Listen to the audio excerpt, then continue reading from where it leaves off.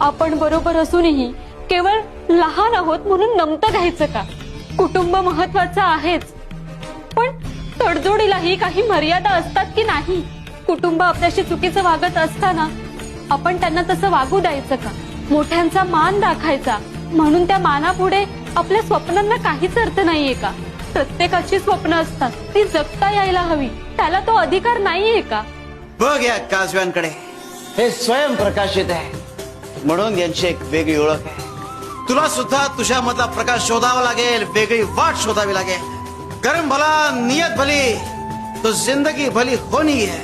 बाळा, वाट जर वेगळी निवडायची असेल तर त्या वाटेवर चालण्याचा धोकाही पत्करावा लागेल आणि वाटेवर चालल्याशिवाय ती वाट योग्य आहे दाखवता येणार नाही.